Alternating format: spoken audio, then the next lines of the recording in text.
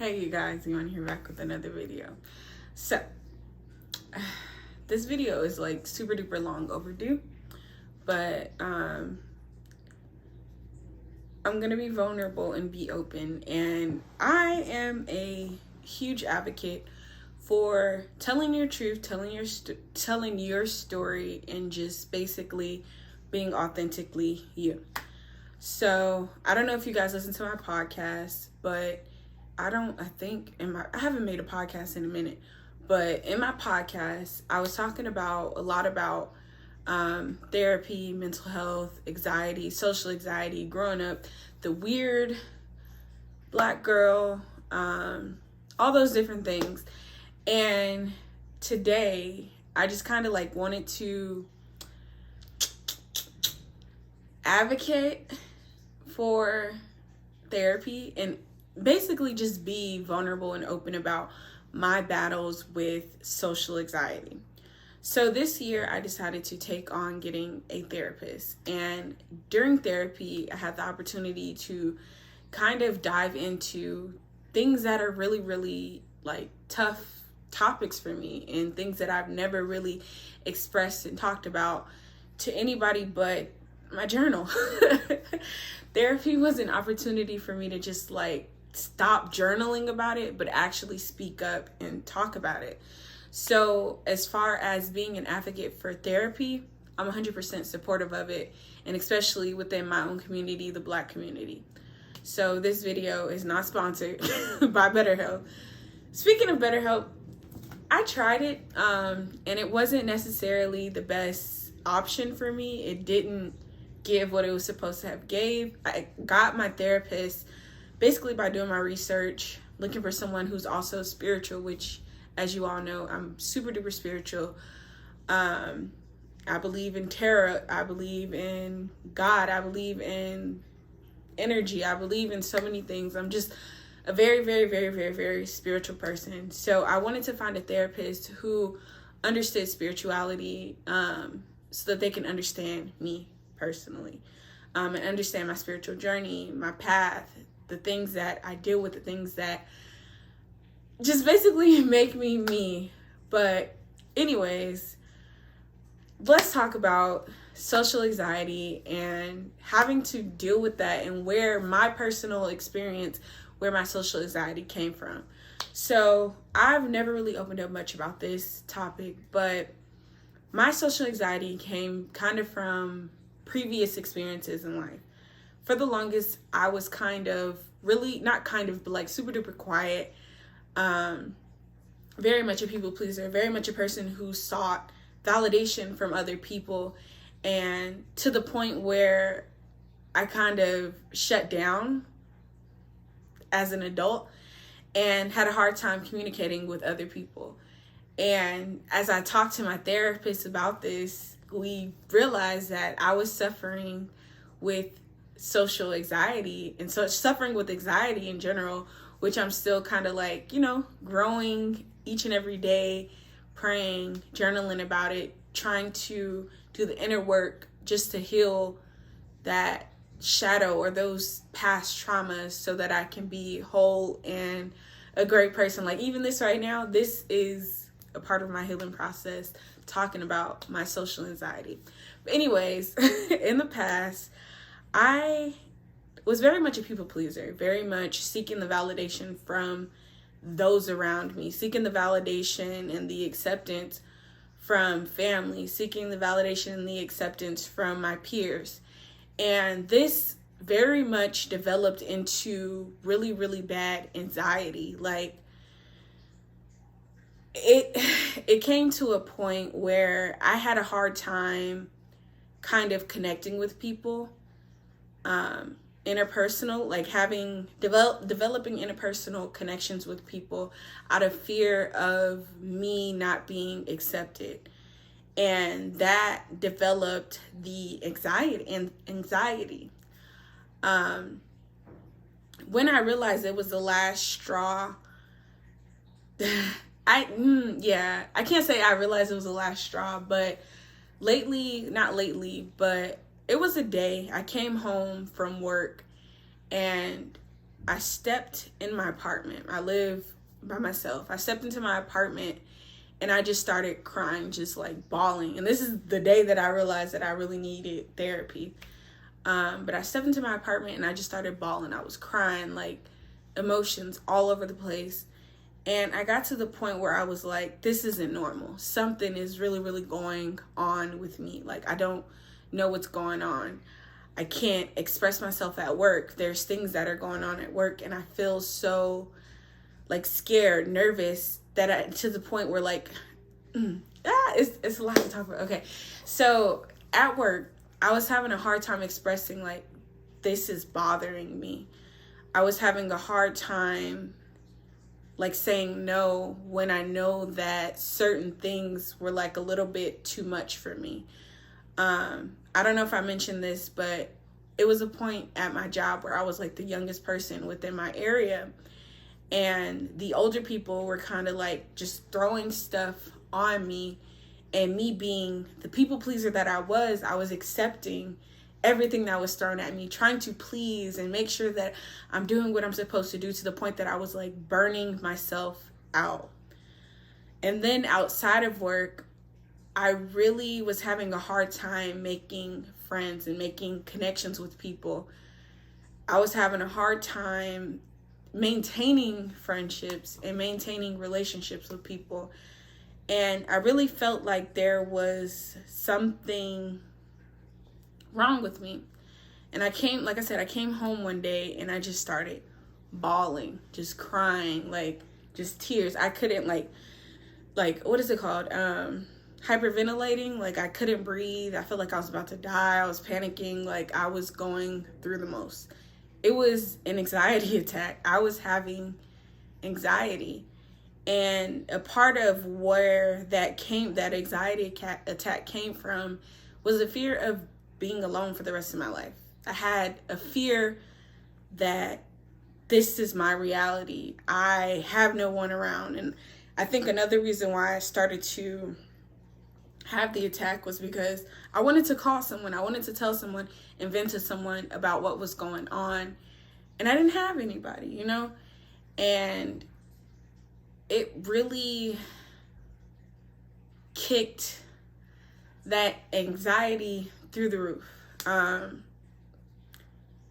It's crazy, like thinking back about it now and thinking on where I am currently and how I've been on a journey of kind of trying to speak and step out of my comfort zone and meet new people and interact, engage, going places alone. Still, the anxiety, it be shaking. But for the most part, I'm able to, hey, hi, my name is Imani. How are you? Oh, yeah, okay, cool. In certain atmospheres, though. But let's rewind to like exactly how I got to the point where like I have a hard time meeting people and making friends with the social anxiety. Growing up, I was always told that I was quiet, I was mean, I was this, I was that. The people in my life were putting so many labels on me to the point where I started to accept those labels. And I didn't want to be those labels. I wanted to be something better, to the point where I was overcompensating and people pleasing in order to fit in and in order to be accepted. And for me personally, y'all know those people who like, you too bougie for the hood kids, but you're too not poor. I mean, you're not rich enough for like the bougie black kids, but you're not like quote unquote weird, which I'm weird, but I guess I'm not super duper engaged into like, okay, anime, for example. I'm not super duper engaged in anime to be friends with those kids. I'm kind of just like on the outskirt. That was me growing up my entire life. I've always been just kind of like on the outskirt and having to overcompensate myself in order to fit into one of these boxes, fit into one of these categories. And it was hard. I couldn't fit into any of these categories. When it came to my family, I ain't gonna lie, my family is like super duper hood, super duper ghetto. Trying to fit in with them, didn't necessarily work out for me because that's not the lifestyle that I want to live. As you all know, I wanted to go to college. I wanted to make something out of my life. So that type of atmosphere just wasn't my thing. And then when I didn't want to do the things that they did, oh, you too bougie. Oh, you so whitewashed. Oh, you're this. Oh, you're that. So many negative connotations or negative statements were placed upon me just because I didn't want to fit into that box, which was pretty it affected my self-esteem to the point where the social anxiety developed. But yeah, okay. And then also with my family, I couldn't really fit in. And then when I went away to college, I had the hardest time ever making friends. Like, it's ridiculous. I couldn't find my placement. I couldn't find where I fit. And when I found myself in groups, oh, you're the mom. Why are you acting like people's mom? Oh, why are you so this? Oh, why are you so that? Literally, like, I just wanted acceptance to the point where this wall, this shield started to develop brick by brick. Anxiety, shaking when I would go into new spaces, new places, having a fear of public speaking because I felt like I was being judged by everything that I said, solely because of the experiences that I experienced, solely because of the negative talk, which turned into negative self-talk, which turned into social anxiety. Y'all, it's crazy. But going to therapy and speaking to a therapist really helped me to pinpoint where this came from, and really helped me to learn how to forgive myself for growing, forgive myself for learning. Because really, there's no mistakes in life, there's only lessons. Big Sean said that. Everything that goes on or takes place within our lives is really to kind of mold us or to encourage us into being the greatest version in which we're supposed to be. I always say this, but every experience that I have experienced, I'm so thankful. Attitude of gratitude. In order to attract new things into your life, you have to be grateful for things of the past. You have to be grateful for the experiences in which you had. I'm thankful for that social anxiety. I'm thankful for those depressive the depression. I'm thankful for it. Many people say that they have anxiety or depression out of self-diagnosis, but I actually sought mental health. I actually went to a therapist and was actually diagnosed with anxiety and depression. And it was crazy when I got my diagnosis back, because I thought, okay, this is self-diagnosed. I was like, I feel like I'm depressed. I feel like I'm dealing with depression right now.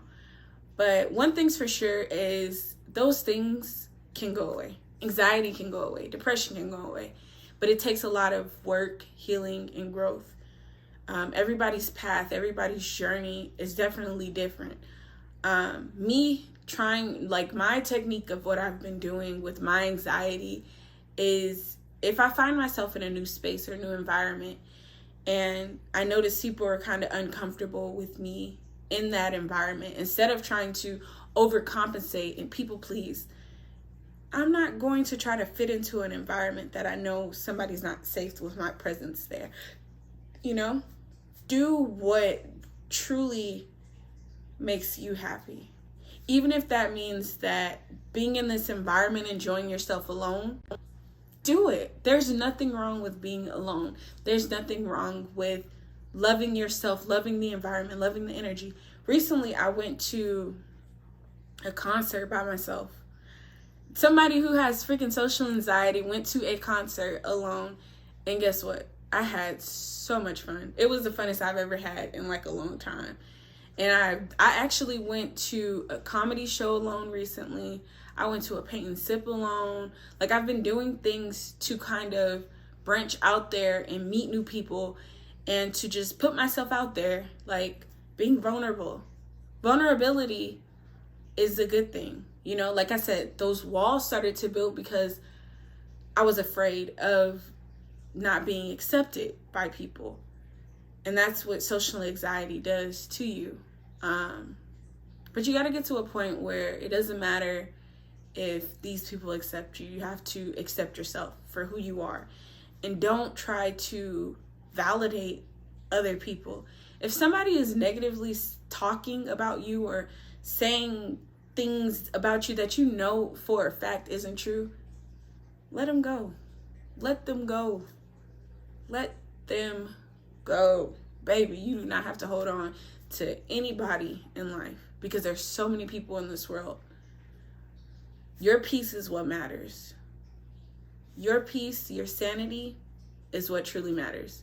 I'm not a licensed therapist yet, but I feel like people really need to seek the therapy, get the help, and then once you get the help, start working on becoming the greatest version of you that you want to be. People can't help you. People can't make you become the greatest version of who you want to be. Only you have the power to do that. So I don't want to hold you guys long. Like the preacher say, I don't want to hold you. I don't want to hold you. But that's all I have to say for today, you guys. If you want more from me, please like, share, comment, and subscribe. And we're going to continue being vulnerable and continue sharing our truth. Thank you guys so much.